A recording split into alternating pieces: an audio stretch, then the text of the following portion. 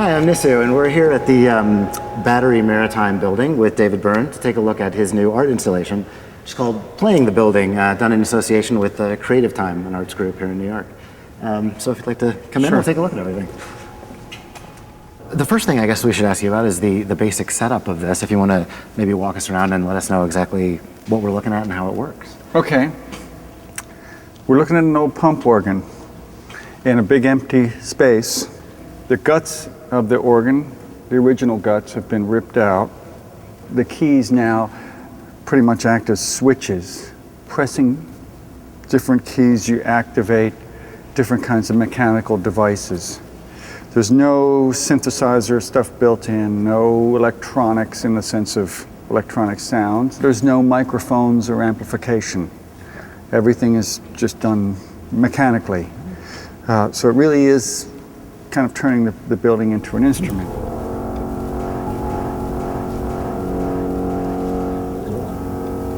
And those are particularly interesting. I think that was the first one that I touched from the motors, and it felt almost like I was about to destroy the building.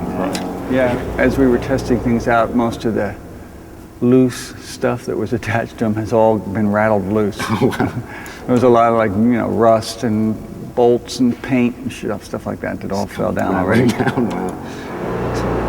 That's almost an octave. When you're playing it, you realize, oh, this one's coming from behind me, and this one's coming from way down there, and that one's coming from almost overhead. The middle ones are... Now these are running on compressed air, right? Those are running on compressed air. There's a big compressor in the other room, and compressed air is coming in through the big blue tube, and then the keys act as switches, and they redirect it through these kind of transparent light blue hoses. And we drilled holes in the plumbing and direct the air across the holes. So it's really exactly like a flute. Yeah. These dark blue ones go to these solenoids, which are basically electromagnets that just cause a metal rod to strike either these cast iron columns, or there's some big bits of plumbing over there, or there's a radiator down there. I'm not sure if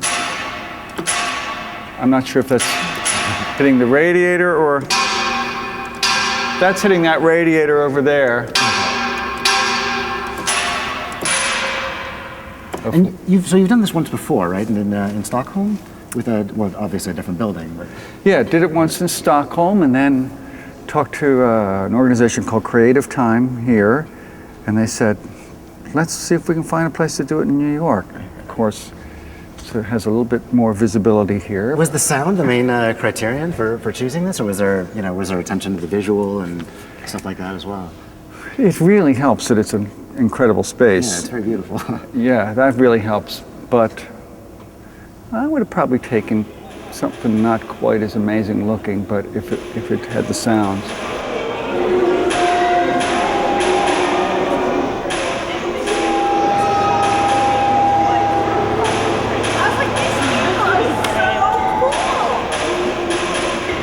Let's talk a little bit about the idea behind it. In reading sort of previous interviews and sort of your press kit for this, it seems like you had a pretty specific agenda in terms of having something very participatory that wasn't an authored piece of art so much. Yeah, I didn't want it to be about me being a musician. I wanted it to be something that where the public participates in the process, and by doing something, they see what happens, and it's all very, I think, pretty transparent.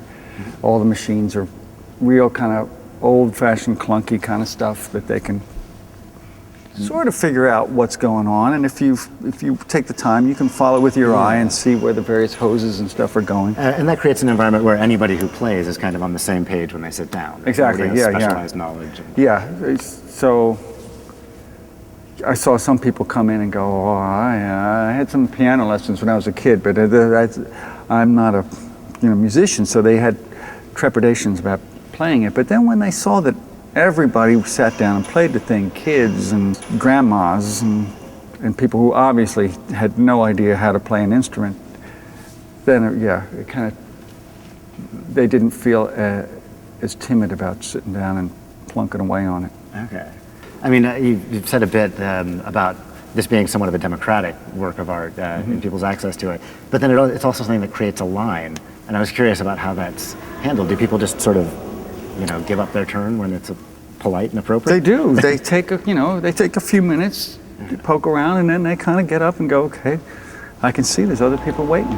But that was, I might slack off a little bit I mean, it is going to be open all summer, so. There's plenty of time. Yeah, there's plenty of time. I think by the end of it, the lines won't be as long. Okay.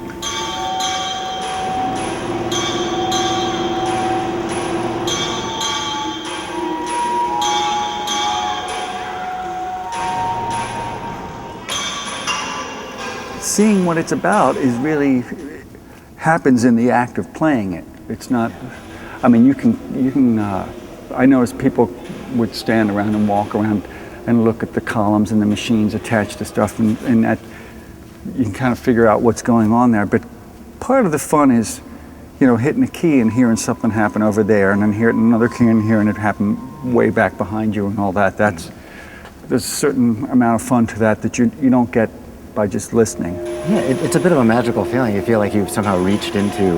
Yeah, you're touching all this stuff, all these far reaches of this huge space. You're kind of affecting it.